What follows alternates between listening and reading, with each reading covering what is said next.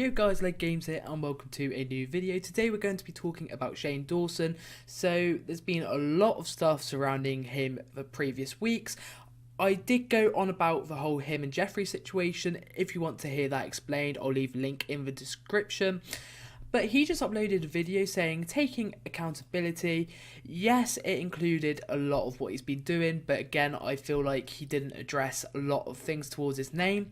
So one of the main things, which I actually didn't think he would actually address, in all fairness, but it says, I don't care how old these clips are, the amount of actual predatory behaviour Shane Dawson has been involved in for a decade on YouTube is disturbing. This is a conversation with a 12-year-old girl, and it shows a video of him talking to his niece, which he does address in the video, and it's actually a video where he is with his ex-girlfriend Lisa, and she actually addressed the situation on her Twitter. So thank you for reading. It says, I want to address a 10-year-old clip from Shane's channel of myself and Shane talking to his cousin. It was absolutely inappropriate and not funny. Watching it back now, it makes my skin crawl, and I am so sorry I was part of this gross bit. Before I came here to say this, I thought it was more important to reach out to both Shane's cousin in the video and her mum to apologise in real life. After all, they are the ones most affected by it.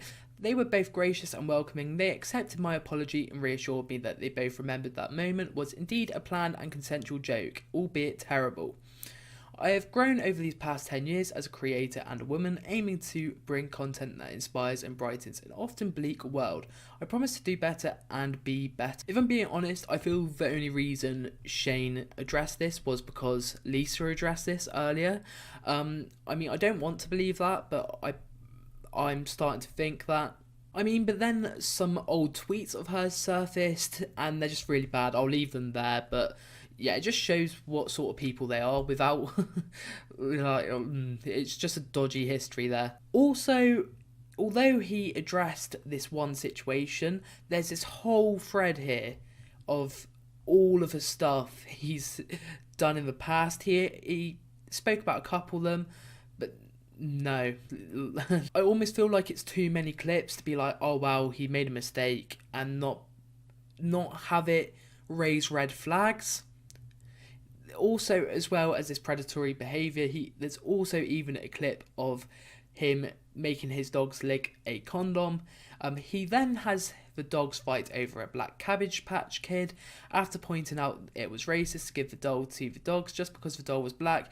This video is fully monetized. What is your thoughts? Obviously, this is weird. It hasn't even got that many likes on Twitter, but it makes you question the whole cat thing he went through as well. I know that's in the past and he's already addressed that properly on his Twitter, but I don't know, it's just so, like, you know, when you got so much evidence pointing in one direction, you just can't ignore that one direction. Although he says that he's changed as a person and is accountable, it's just weird to me that YouTube hasn't even, this isn't even flagged up on their system, and some of the videos which do get picked up by a system are just stupid, so I don't know what this is about.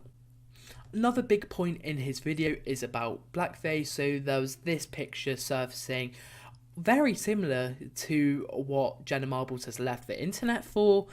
It's him dressing up as Nicki Minaj.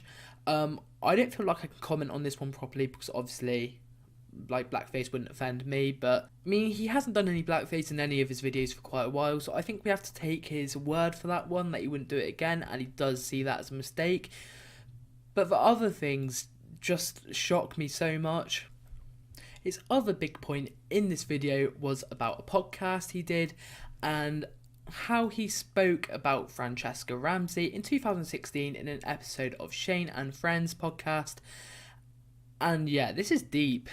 So this is a tweet from Francesca Ramsey saying, I then asked about an episode of his podcast where he detailed a graphic dream about dismembering an SJW person. It didn't say person. Called him out on YouTube, aka Shane swore it wasn't about me, although that hadn't stopped his fans from sending me the clip and tagging me in the comments. He did say that he responded to it in a bad way, but this was his response. Any chance you get to be rude to me on Twitter you take. You say others hate, you are the epitome of a hater, step off. I mean, I completely agree that he did this in the wrong way, even if it wasn't about her, like he said. Even if he just said, "I do apologise if you felt this was about you. I'm afraid it wasn't. I'm so sorry that you took it this way, but it was actually about someone else." Like, maybe it would have just been received a little bit less, but this response is mental, man.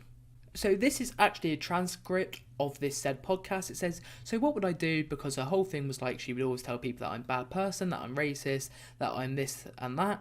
So what I would do is I would have, and throw a throat, and I'd make her say the most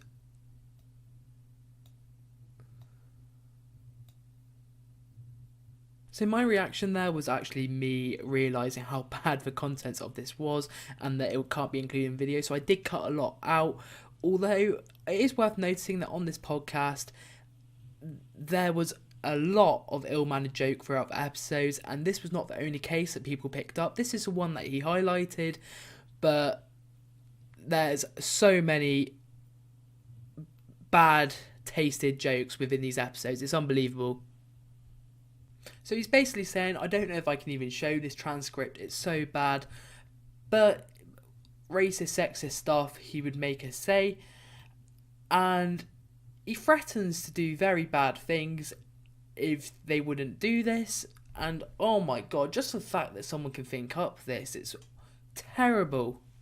He does also address the James Charles situation, although it didn't really feel like he was sorry towards James Charles. Like, it didn't really come through in his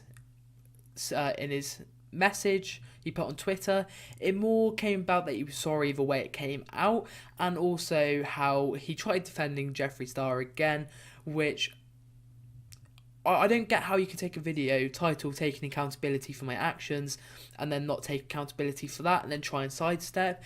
I mean, he did take accountability for all the other stuff in the video, although there were certain bits where I don't think he brought up what has been circulating and he's been going around the point, but he did address quite a bit.